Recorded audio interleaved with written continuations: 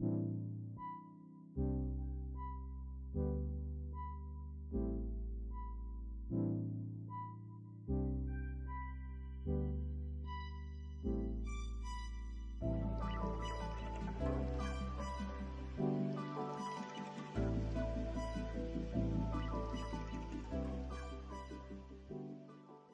Foxy, it's your birthday. Not for real, just for play.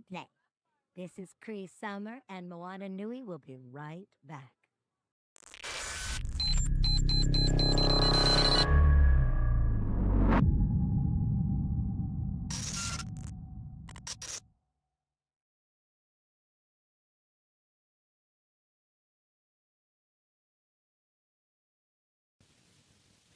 Hi, Sunaree Tanmanatragul here. It's an honor to meet you. My question for you is, I know you've probably been writing your whole life, these stories here and there, but I'm curious, how different is writing from yourself? How different is it from doing it for yourself to writing for like a massive company and publication? And what is the difference in feeling and such? Well, as far as the content of what I'm writing is, it's not that dissimilar. Like when I'm writing for myself, I'm still writing about monsters and creepy doodads and girls going on adventures. That's just the, kind of stuff I'm into. But it's a very different thing when I'm writing for myself and I can get a little flowery with the prose. I can skip over dialogue of like, I don't know what they would say right now. Placeholder. Okay, man, go on. Versus when I'm writing for not necessarily the company, but for my crew, because I want to be very clear and concise with my direction. I want to be able to project the image of what I'm seeing into someone else's head so that the pipeline doesn't get stuck because I was not a very good communicator. So the difference is like, I guess simply put, when I write for myself, I can get weird. I can get really long and nerdy with the descriptions. But when I write for others, it has to be a little more clear cut, very well thought out. No placeholder dialogue. It just has to be exactly as it needs to be. Yeah. Of course. Yes. Hi, I'm Coach from the Geeky Waffle.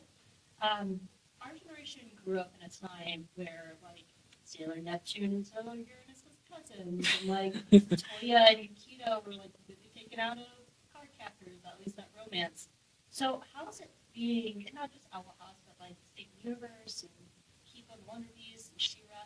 What's it like to be part of this generation that is bringing queer content and animation for the next generation when we didn't have that growing up because it was heavily censored for us? It makes me very jealous. Yeah, because like I'm someone who didn't come out until my mid to late 20s, and as a kid, I can't imagine how much better I would feel about myself if there was something on like Steven Universe or Kipo, or if I was watching Sailor Moon and they weren't cousins, because I remember seeing that and being like, oh, what? I don't. It's so confusing. I am jealous right now. I know there's still more we can do. There still needs to be more shows with good queer rep. Just it needs to keep getting made so that kids can still feel seen and heard, and feel like they have the right to exist and be who they are. It'll be an ongoing struggle, but a very worthwhile one. And I'm honored to be a part of the movement. I hope to continue to be a part of the movement. I will, as long as I can. But for the most part, I do just feel jealous of the kids. Of course. Hello. What is your favorite part of working with Disney?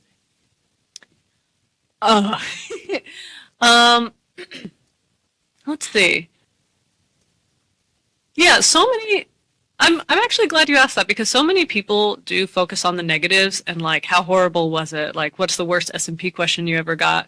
But Disney did provide us with the budget to hire like some of the best artists I've ever worked with in my entire career. The most amazing draftsmen, the most amazing like art directors, Andy Gardner Flexner, Ricky Cometa, who are the two art directors throughout the series. We had a writer's room full of extremely talented people. At any other studio, we wouldn't have been able to meet those artists or pay them the salary they deserved, but Disney did allow that. And we did have a couple executives who were very much champions of good animation and good representation, who would fight for us when we needed help fighting. Hands, they they did give us passes to go to Disneyland for free. So that was nice for a lot of people. Yes? James Herndon with Moana Nui Podcast. Gravity Falls and the DuckTales reboot, some of the best long-form storytelling, for kids cartoons. Growing up watching the original DuckTales, I found it refreshing to see more depth in a lot of those characters that wasn't there before. Was there always a set plan from like beginning to end when you started working on these shows, or did the plan just kind of like the ending manifest itself as you went along? For Gravity Falls, I only came in on season 2, and by that point, Alex had already known that season 2 was going to be the last season. He knew how it was going to end. Everything was like being written out as I was being onboarded. So he already knew like the big climactic ending with Stan like taking out Bill. I had the honor of animating that moment. It was so cool.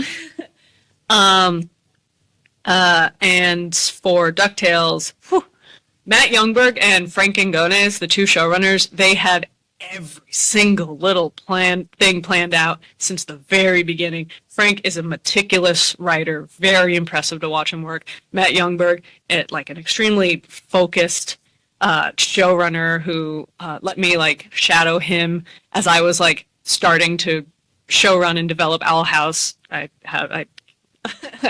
thank him for a lot of things. It was incredible to see them work, especially because day one, I walked in, I was about to, because I directed the first episode, and they just told me the entire plan for the entire series, like down to the finale. And I was like, oh, wow. This is going to be your life for the next 5 years. So I think Alex had an idea of what he was going to do, and he like executed it in a beautiful, fantastic way. Frank probably could have written the finale draft that day, and it would be like 1-to-1 to what the final product was. It was very impressive watching all those showrunners work as I was like learning how to do the same thing. Yes? So historically, Disney has a legacy of great animation, voice actors, and characters, and Disney means so much to so many people across many different generations. In your mind, when you were young, did you ever think you'd be a part of such a historic legacy? No. I actually never wanted to work for Disney. Truthfully, the only things I ever watched from Disney were the princess movies, because, you go over to someone's house, you're being watched by a babysitter, they'll put on a princess movie. And I never felt like a princess. I never connected with those kinds of stories. I knew that I wanted to be an animator, but I was thinking more like Powerpuff Girls. My Life as a Teenage Robot. I was like, those are the kinds of shows that I get. Yeah, you get. It's a good show. But Disney, I was like, I don't want to work for Disney. It would be nice to learn how to do what they do, with the animation paper and sitting at the desk for hours. That honestly looked like a lot of fun. But I never thought that I would make my first big project there. I am honored that I got to work there for 10 years and learn a lot from a lot of incredible showrunners and artists. And it is cool that I got to make Owl House specifically, this specific, like, dark, kind of queer story at Disney is a huge honor, and kind of a fun thing for my inner child to realize. But I never thought I'd spend 10 years there, that's for sure. Yes? They tend to say life imitates art, and you've really great life. You've done a ton of great things from writing to curious for people such as myself who have many interests and love to do so many other things. How would you say your passions funnel into each other, and how does that lead to the greater whole of what you want to do as an artist?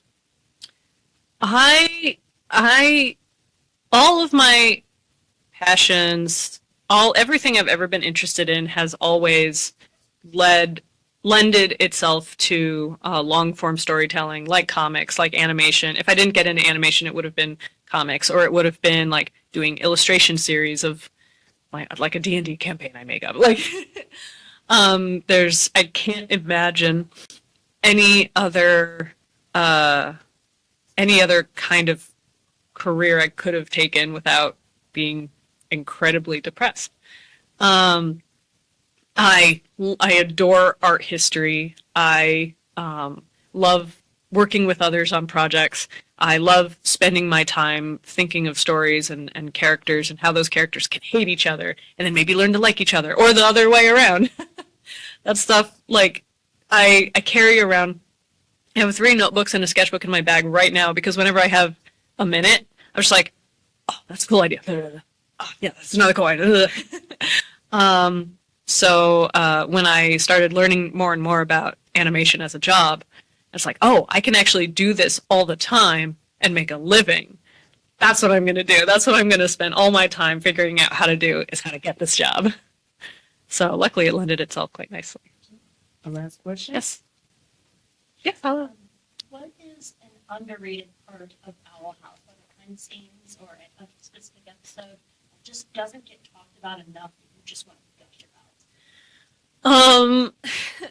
I love King, and I love King's arc, going from I want to be feared, I want people to tremble before me. I'm unfortunately a little fella, but I feel so much bigger, until he finds out he is, basically a son of what a lot of people consider to be a god. He is literally going to eventually be the size of an island.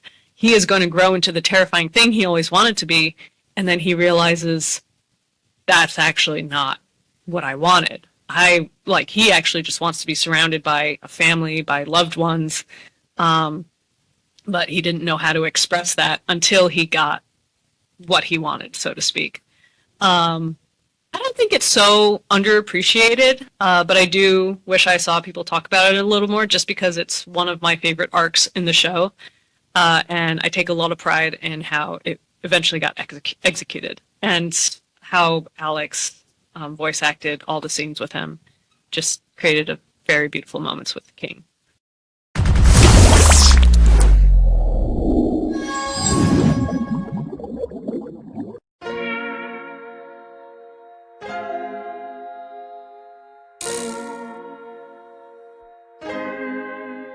So many stories left to tell, even if we have to ourselves. Can't keep history on the shelf. If they won't tell it, we will. If this the land of the free, it was a freedom then, when they annexed Hawaii and called it Cedar Lands, without any type of payment and no signing off. Called themselves the Republic in 1894. 1.2 million acres overtaken from the native Hawaiians. When they resisted, the West retaliated in violence and erasure. The Hawaiian language is banned as part of colonialism's plan to expand, yeah. Stuck between a rock and a hard place. Multiple bombings of Kaho'olawe as a part of their ongoing war with Asia. Used it as a place for target practice. No consent or compensation. Colonizers call for annexation.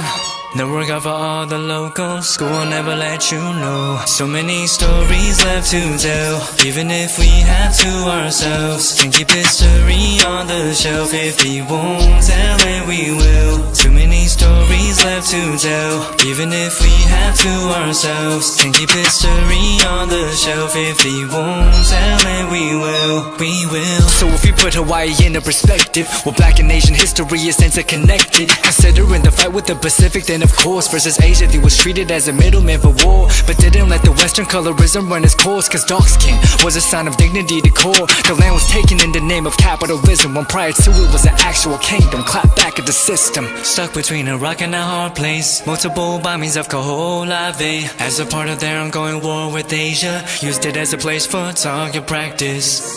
No consent or compensation. Colonizers call for annexation. Network out for all the locals. School will never let you know. So many stories left to tell. Even if we have to ourselves. Can keep history on the shelf. If we won't tell it, we will. Too many stories left to tell. Even if we have to ourselves. Can keep history on the shelf. If we won't tell it, we will. So many stories left to tell. Even if we have to ourselves. Can keep history on the shelf. If we won't tell it, we will. Too many stories left to tell. Even if we have to ourselves. Can keep history on the shelf. If we won't tell